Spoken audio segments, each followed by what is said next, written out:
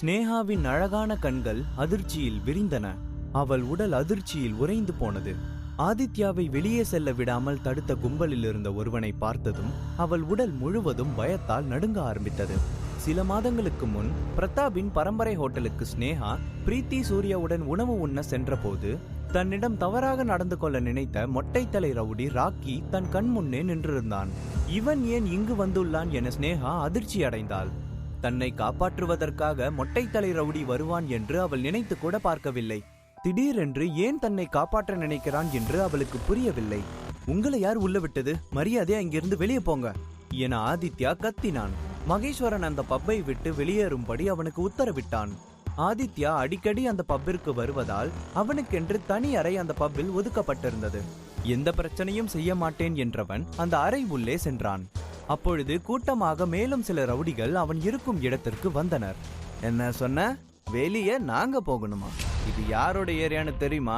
எங்களை வெளியே போகணும் சொல்றதுக்கு நீ யாரு என மொட்டைத்தலை ரவுடி ராக்கி ஆதித்யாவை பார்த்து ஏளனமாக பேசி சிரித்தான். எனக்கு அதை பத்தி எல்லாம் கவலை இல்ல. நான் யாருன்னு தெரியுமா? சும்மா என்கிட்ட வம்பிழுத்துட்டு இருக்கீங்க. பின்னாடி ரொம்ப கஷ்டப்பட போறீங்க. ஆதித்யாவின் குடும்பம் மும்பையையே பரம்பரையாக தன்னுடைய கைக்குள் வைத்திருக்கிறது.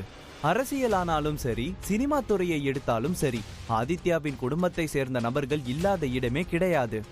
என்னதான் பரம்பரையாக அவர்களின் ஆதிக்கம் மும்பையில் இருந்து வந்தாலும் சூர்யாவின் RSP குரூப்புடன் ஒப்பிடுகையில் அவர்களெல்லாம் ஒன்றுமே இல்லை. இந்த ரவுடிகளுக்கு பின்னால் RSP குரூப்பின் ஒரே வாரிசான சூர்யா இருப்பதை பற்றி அறியாத ஆதித்யா அவர்களை மிரட்டி கொண்டிருந்தான். இந்த தமிழ்நாட்டில் தன்னை எதிர்த்து நிற்பதற்கு தகுதியான ஆளே கிடையாது என்று இவர்களுக்கு உணர்த்த நினைத்தான். தன்னையே ஒருவன் எதிர்த்து பேசுவதா என்று மொட்டைத்தலை ரவுடி ராக்கிக்கு கோபமாக வந்தது. பார்ப்பதற்கு குழந்தை போல இருக்கும் இவனுக்கு எங்கிருந்து தைரியம் வந்தது என்று நினைத்தான். அப்பொழுது, டே மரமண்ட, உனக்கு ஆதித்யா வர்மா யாருன்னு தெரியுமா? மும்பையில இருக்கிற வர்மா குடும்பத்தை பத்தி கேள்விப்பட்டிருக்கியா என ஆதித்யாவின் அருகில் இருந்த தரணி முந்திக் கொண்டு பேசினான். ஆதித்ய வர்மா குடும்பத்தை பற்றி மொட்டைத்தலை ரவுடி அங்கொன்றும் இங்கொன்றுமாக கேள்விப்பட்டிருக்கிறான். ஆதித்ய வர்மா குடும்பத்தை பத்தி உங்கள யாருக்கும் தெரியாதா? தெரிஞ்சிருந்தா இத்தனை பேரை கூட்டிட்டு வந்து பிரச்சனை பண்ணியிருக்க மாட்டீங்க என்ற தரணி அங்கு நின்றிருந்த மொட்டைத்தலை ரவுடி கும்மலை பார்த்து கேலி செய்தான். ஆதித்ய வர்மா குடும்பத்தை பற்றி மொட்டைத்தலை ரவுடி கேள்விப்பட்டிருந்தாலும் இன்று தரணி கூறுவதை வைத்து பார்க்கும் பொழுது நிச்சயம் ஒரு பெரிய இடத்தில் வம்பிழுத்திருக்கிறோம் என்று மொட்டைத்தலை ரவுடி ராக்கி உணர்ந்தான். திடீரென்று மொட்டைத்தலை ரவுடி ராக்கிக்கு குழப்பம் ஏற்பட்டது. தரணி பேசியதை வைத்து பார்க்கும் பொழுது சூர்யாவை விட தன் முன் அமர்ந்திருக்கும் ஆதித்யா மிகப்பெரிய இடத்திலிருந்து வந்திருப்பது போல அவனுக்கு தோன்றியது. இருந்தாலும் சூர்யாவை இவர்களால் ஒன்றும் செய்ய முடியாது. சூர்யாவா இல்லை ஆதித்யாவா? இதில் யார் வலிமையானவர்கள்? யாருக்காக இப்பொழுது நாம் சண்டையிட வேண்டும் என்ற குழப்பம் அவனுக்குள் ஓடிக்கொண்டே இருந்தது. அதே சமயம் சூர்யா பிரீத்தியை அழைத்துக் கொண்டு வேகமாக ஸ்னேகா இருக்கும் இடத்திற்கு விரைந்து வந்தான். பிரீத்தி, நான் சொல்றேன்ல, ஸ்னேகாவுக்கு எதுவும் தப்பா நடக்க விட மாட்டேன். நீ கவலைப்படாம வா. உன் மூஞ்சில ஒட்டி இருக்கிற இந்த கவலையை பாக்குறதுக்கே நல்லா இல்ல. எப்பயும் சந்தோஷமா இருக்கிற பிரீத்தி தான் எனக்கு வேணும். உன் முகத்துல வர அந்த சின்ன சந்தோஷத்துக்காக நான் என்ன வேணாலும் செய்வேன் என்ற சூர்யா ஒரு கையால் பிரீத்தியின் கையை இறுக்கமாக பிடித்துக்கொண்டு மறு கையில் ஸ்டீரிங் வீலை பிடித்துக் கொண்டிருந்தான். சூர்யாவின் வார்த்தையின் மீது நம்பிக்கை வைத்திருந்த பிரீத்தி நிம்மதியாக கார் சீட்டின் பின்னால் சாய்ந்தாள். அவ்வப்பொழுது அந்த குளோபல் பப்பில் என்ன நடக்கிறது என்று மகேஸ்வரனின் அடியால் ஒருத்தன் சூர்யாவிற்கு தகவல் அனுப்பி கொண்டே இருந்தான். ஸ்னேகா காப்பாற்றப்பட்டதை அறிந்த சூர்யா இனி ஸ்னேகாவிற்கு எந்த ஆபத்தும் இல்லை என மெதுவாக வண்டியை ஓட்டினான். உன்னோட பாஸ் யாரு? அவனை கூப்பிடு, அவங்க கிட்ட நாங்க பேசிக்கிறோம் என தரணி மொட்டைத்தலை ரவுடி ராக்கியை பார்த்து திமிராக பேசினான். அதற்கு மேல் அங்கு என்ன பேசுவது என்று தெரியாமல் மொட்டைத்தலை ரவுடி அங்கிருந்து மெதுவாக நழுவி மகேஸ்வரனுக்கு டயல் செய்தான். என்ன சொன்ன? மறுபடியும் சொல்லு. அவன் மும்பையில் இருக்கிற வர்மா குடும்பத்தை சேர்ந்தவனா என்ற மகேஸ்வரன் அப்பொழுதுதான் ஆதித்யாவின் குடும்பத்தை பற்றியே தெரிந்து கொண்டான். இத்தனை நாள் வரை அவனை வெறும் ஆதித்யா என்று மட்டுமே அறிந்திருந்த மகேஸ்வரன் ஆதித்ய வர்மா என்ற முழு பெயரை அவன் அறிந்திருக்கவில்லை. அரசியல் பலம், பணபலம் கொண்ட குடும்பத்தை எதிர்த்து நிற்கும் நிலைமை வந்தால் அந்த பக்கம் கூட தலை வைத்து படுக்க கூடாது என்று மகேஸ்வரன் ஒரு கொள்கை வைத்திருந்தான். ஆனால் அது எல்லாம் இன்று தவிடுபடியானது. இப்ப என்ன செய்யணும்? அவன் அப்படியே விட்டுடலாமா என மொட்டைத்தலை ரவுடி ராக்கியின் குரலை கேட்ட பின்புதான் மகேஸ்வரன் சுயநினைவுக்கே வந்தான். நான் சொல்ற வரைக்கும் எதுவும் பண்ண வேணாம். இது வரைக்கும் நம்ம பண்ணதே போதும். அங்கே வெயிட் பண்ணுங்க, சொல்றேன் என மகேஸ்வரன் பதட்டமாக பேசினான். இது அவனுக்கு பெரிய தலைவலியாக மாறியது. மிகப்பெரிய குடும்பமான வர்மா குடும்பத்தையும் ஒன்றும் செய்ய முடியாதது போல சூர்யாவை எதிர்த்தும் ஒன்றும் செய்ய முடியாது. இந்த இக்கட்டான சூழ்நிலையில் மாட்டிக்கொண்ட மகேஸ்வரன் என்ன செய்வது என்று அறியாமல் முழித்தான். உடனே தன்னுடைய செல்போனை எடுத்து தன்னை அங்கு அனுப்பி வைத்த சூர்யாவின் கீழ் வேலை செய்யும் காளியை அழைத்தான். ஸ்னேகா இப்பொழுது எப்படி இருக்கிறாள், அங்கு அனைத்தும் நல்லபடியாக இருக்கிறதா என போனை எடுத்தவுடன் காளி மகேஸ்வரனிடம் விசாரித்தார். யோ பெருசு, நல்லா மாட்டி விட்டேயா என்ன? அவ இப்ப நல்லாதான் இருக்கா, இனிமே நான் எப்படி இருக்க போறேன்னு தான் எனக்கு தெரியல என்ற மகேஸ்வரன் தன் விதியை நினைத்து சிரித்தான். மகேஸ்வரன் இவ்வாறு பேசியது காளிக்கு மேலும் குழப்பத்தை ஏற்படுத்தியது. சூர்யா சொன்ன அந்த பொண்ணை காப்பாத்தியாச்சு, ஆனா யார்கிட்ட இருந்து காப்பாத்தனன்னு தெரியுமா? மும்பையில இருக்க பெரிய குடும்பமான வர்மா குடும்பத்துல இருக்கிற ஒரு ஆள்கிட்ட இருந்து என சலிப்பாக மகேஸ்வரன் கூறினான். மகேஸ்வரன் இவ்வாறு கூறியதும் காளிக்கு சிரிப்பு தான் வந்தது. நீ எவ்வளோ பெரிய ஆளா இருந்த, என்ன எதிர்த்து நிக்கிற அளவுக்கு வளர்ந்து இருக்க. அப்பேற்பட்ட காளி வர்மா குடும்பத்தை பார்த்து பயப்படுறானா? இதை நினைக்கவே சிரிப்பா இருக்கு என்ற நிழல் உலக தாதாவான காளி சிரித்தார். காளி இந்த விஷயத்தை கேட்டும் சாதாரணமாக இருப்பதை கண்ட மகேஸ்வரன் திகைத்து நின்றான். காளி ஏன் இவ்வளவு தைரியமாக பேசுகிறார்? அவருக்கு வர்மா குடும்பத்தை பார்த்தால் பயம் வரவில்லையா? காளியும் மகேஸ்வரனும் தொழில் ரீதியாக எதிராளியாக இருந்தாலும் இந்த விஷயத்தில் இருவரும் ஒன்று சேர்ந்து வர்மா குடும்பத்தை எதிர்த்து நின்றால் இவர்கள் இருக்கும் இடமே தெரியாமல் காணாமல் போவார்கள். மகேஸ்வரன், இதுக்கப்புறம் வர்மா குடும்பத்தை சேர்ந்த யாராவது உன்கிட்ட பிரச்சனை பண்ணா அவங்க கிட்ட இருந்து உன்னை காப்பாத்துறதுக்கு நிறைய வழி என்கிட்ட இருக்கு.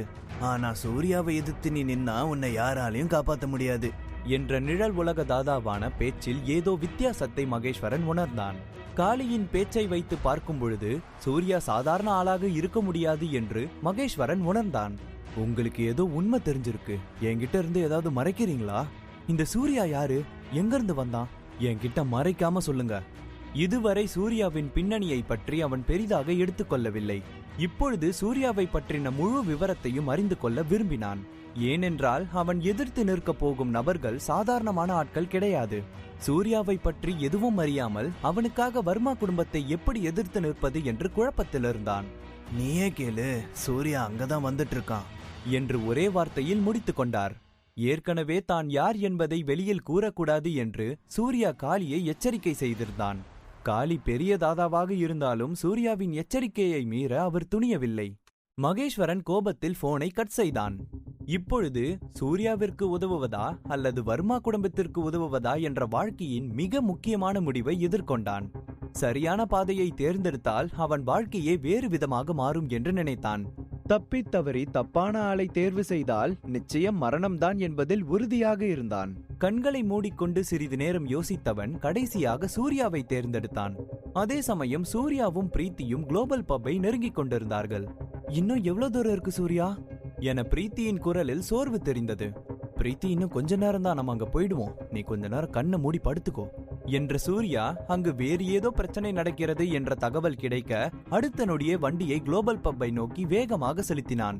அந்த நேரத்தில் ஆதித்யா சோஃபாவில் கால் மேல் கால் போட்டுக்கொண்டு அவன் வாயில் சிகரெட்டை இழுத்துக்கொண்டு அமைதியாக அமர்ந்திருந்தான். மறுபுறம் அவர் பக்கத்திலேயே தரணி தன்னுடைய கைகளை கட்டிக்கொண்டு அமைதியாக நின்றிருந்தான். டே மொட்டை, வெளியே போன உன்னோட பாஸ் ஓடிட்டானான்னு பாத்துட்டு வா என ஆதித்யா சிகரெட்டை ஊதிக்கொண்டே கேட்டான். அவனை பார்க்கும் பொழுதே ஸ்னேகாவிற்கு அருவருப்பாக இருந்தது. சிகரெட்டை ஊதிக்கொண்டே ஸ்னேகாவை ஓரக்கண்ணால் பார்த்த ஆதித்யாவை முறைத்து கொண்டு திரும்பினாள். போன் பேசி முடித்த மகேஸ்வரன் உள்ளே வர அங்கிருந்த அனைவரும் வேகமாக அவன் பின்னால் சென்று நின்றனர். பிரீத்தி, உங்களுக்கு ஒன்னும் ஆகலதானே என மகேஸ்வரன் ஸ்னேகாவை திரும்பி பார்த்தான்.